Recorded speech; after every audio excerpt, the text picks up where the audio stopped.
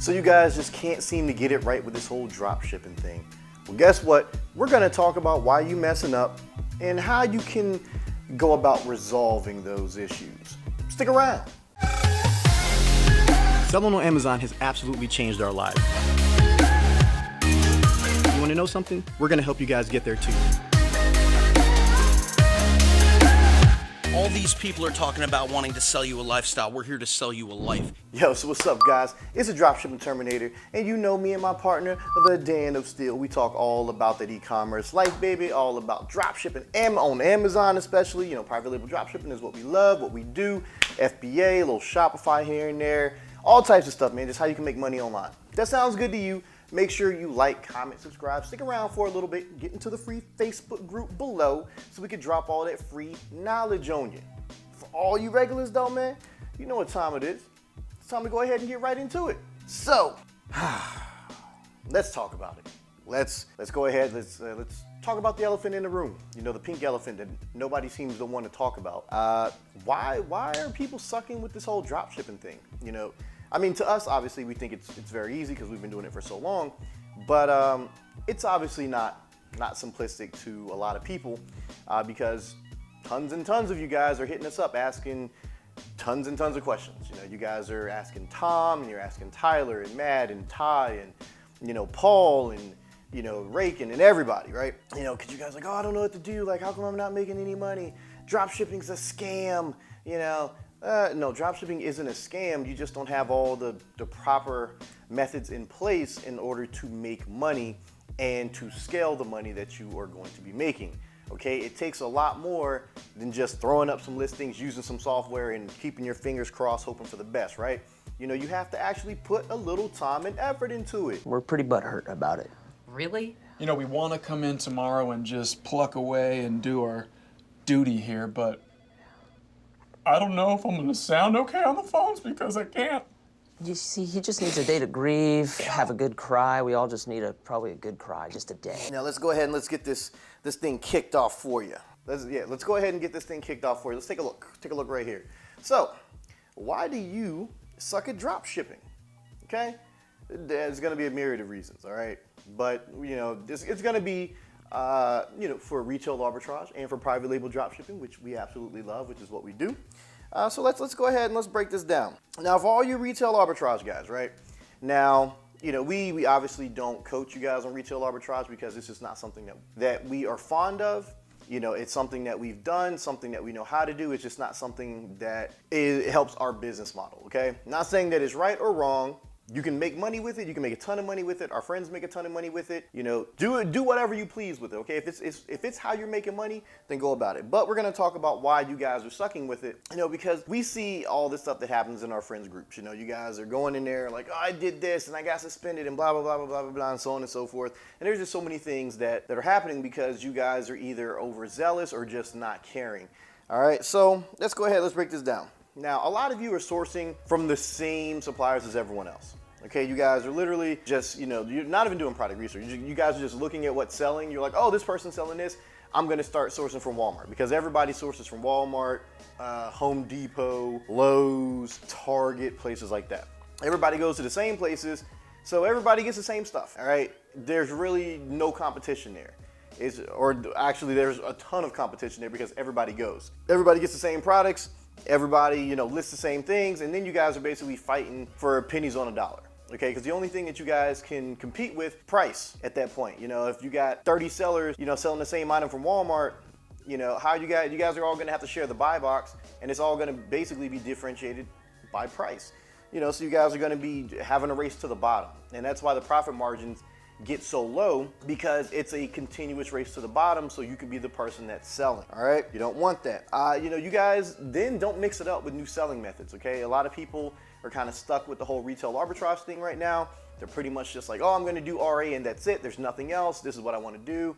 And that's fine, but you guys do need to get out there and start trying different methods. You guys need to, you know, get out there with wholesaling. You guys need to get out there with private labeling, because at the end of the day, Long-term success is built on multiple income streams. And if you guys are just sticking with retail arbitrage, I mean, that's pretty much it. Like, you got to do a little bit more than that, guys. You know, you have to start branching out. Okay, I'm not saying you got to get a brick and mortar, but you guys do have to do a bit more than just retail arbitrage. Okay, a lot of you are also relying on discounted gift cards to make up your back end. Okay, now discounted gift cards in themselves are not bad, but you guys are getting them from some pretty shady places. Okay, you're getting them from shady places. They're not necessarily the best quality, so then you guys are getting hemmed up and getting suspended and all that.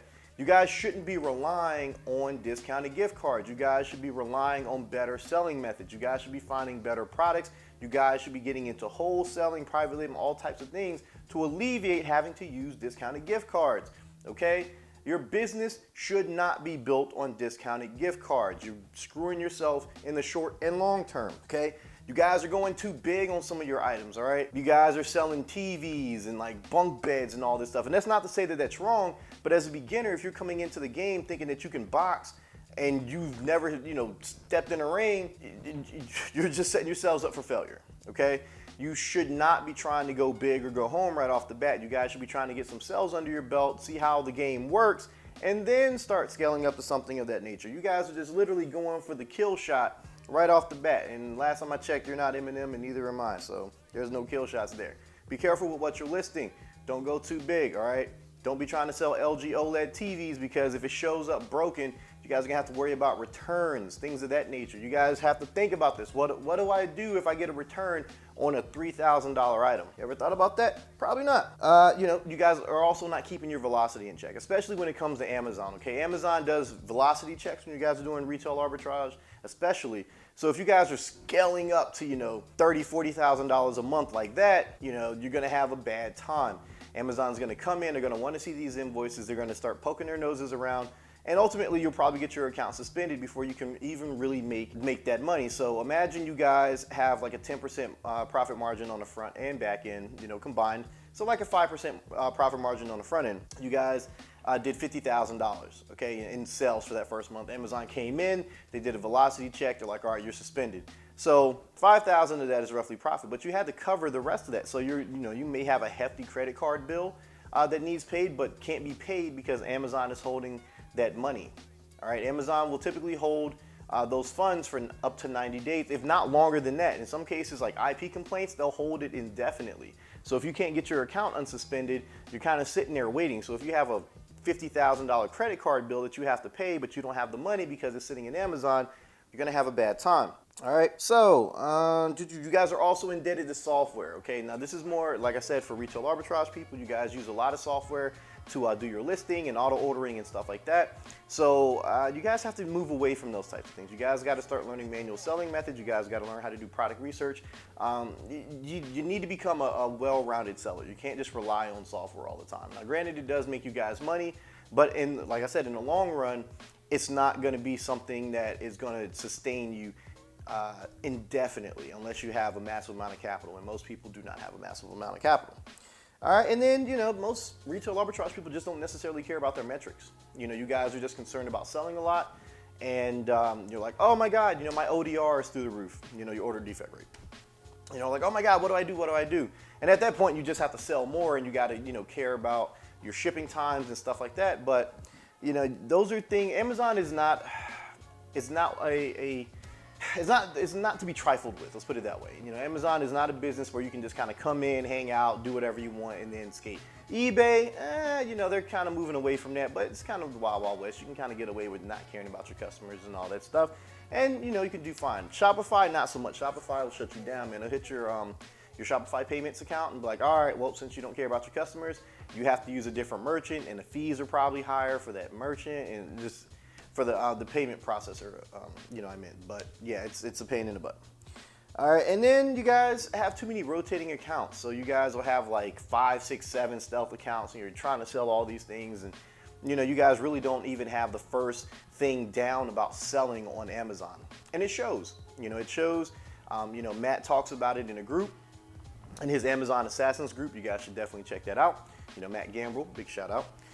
You know, so same with Ty as well, and with you know, Amanda Kaufman and her dropship shenanigans and all that. You guys go there. But you guys have way too many accounts. You guys are focused on trying to sell all the things, and you haven't even really mastered the basics, okay? And then you guys end up getting suspended or needing all these invoices, and you guys don't know what to do because you're like, holy crap, I was so focused on this and this and this and this. You guys need to sit down, think about what you're doing, master those basics, move on from there, okay? Now we're gonna get into the private label guys. Don't think we forgot about you. Don't think we forgot. So for the private label guys, these are the people that are typically in our group, in our group, or in a couple other groups that are getting into it. You guys just aren't doing your product research, okay?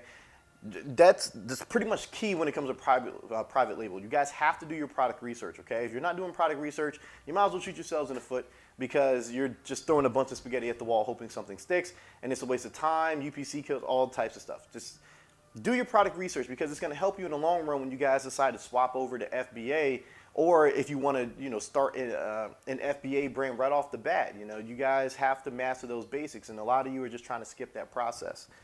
All right, and then some of you have too few listings. Like, you guys will send us messages like, I haven't gotten any sales, and I'm trying to do your method, but I don't know what's going on, and blah, blah, blah, blah, blah. I'm like, well, number one, you guys didn't do your product research, and then number two, you guys have like 2 listings.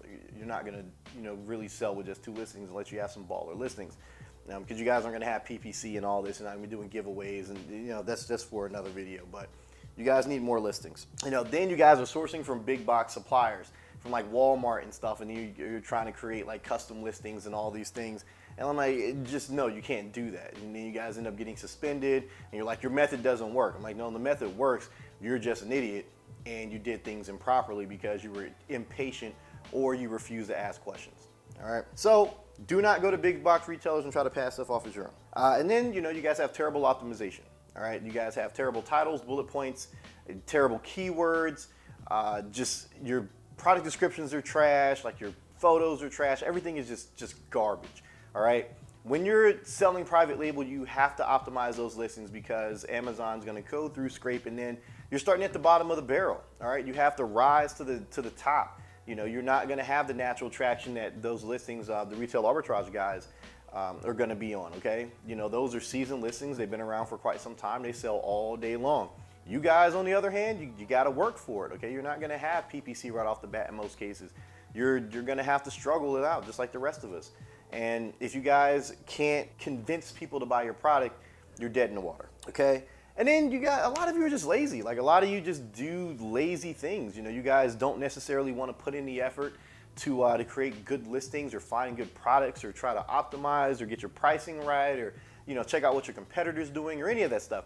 You guys are literally just like, oh, I don't care, I'm just going to do whatever I want, and that's going to be the end of that, and blah, blah, blah, blah, blah. And it's not good, guys. You have to be on the ball, right? You have to be on the ball, and then again, you guys are going about like rushing the process. You guys are just trying to go from point A to point B.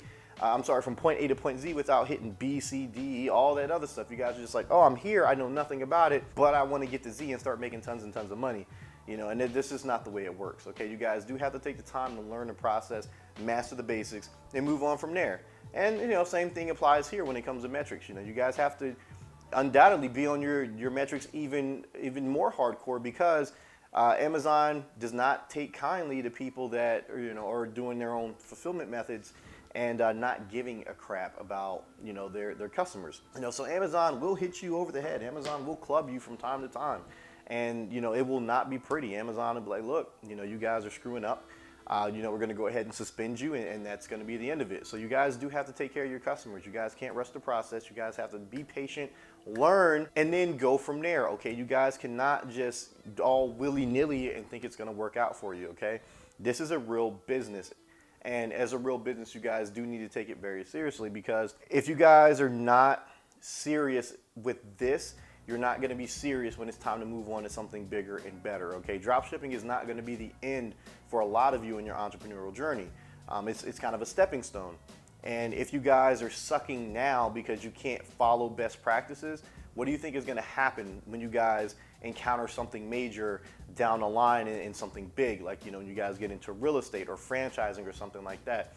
Those business models require a lot more finesse, and you do have to be on your A game, because there's a lot more at risk, as opposed to with drop shipping. Your Amazon accounts are at risk or whatever. You generally can get unsuspended, get your money back. you guys screw up with real estate, like you can lose your homes and everything else. Is that something that you want to do? I hope not. You know, it's not something I want to do, but who knows? Maybe you're just a massive risk taker. So guys, those are some of the reasons why you're sucking with dropshipping, and you guys need to correct them as quickly as humanly possible, because it's only going to get more difficult from here. As more people get into the space, as more people check out our videos, Tom's videos, Amanda's, Matt's, everyone else's, you know, they're gonna start, you know, getting into the game, man. They're gonna start, you know, going to like Paul and getting his course. They'll go to Tyler for, you know, for his mentorship. They'll go to Ty and his group, and Tom, everyone else. And next thing you know, you guys will be sitting on the sidelines, you know, like, oh my God, what do I do? You know, I'm kind of screwed now. Because you guys did not master the basics. You guys want to make sure that you do everything properly, so that way you can crush the competition when these new whippersnappers come in and start nipping at your heels, right? You know, that's why we don't worry about it. We've been selling for over 4 years now. We don't worry about who comes into the space, all right? Because we're already seasoned sellers. Our listings are already seasoned. We already have our FBA process down. We already have our dropshipping process down, our wholesale business down. You know, we have, you know, I have an actual brick and mortar, you know, business, and it works out very, very well. So, you know, you guys need to start, you know, getting into that. You guys need to start looking at how you're going to do bigger and better for when these new sellers come in and they potentially start snatching customers and getting those sales that you used to. You know, you don't want to be caught with your pants down. Now, sometimes you want to be caught with your pants down, but not this time. You don't want to be caught with your pants down this time, because that's bad. But anyway, guys, that's it. You know, so make sure you guys do the prereqs. You already know, like, comment, subscribe, all that good stuff. I'm going to check you guys in the next one. Be safe, be smart. Peace out.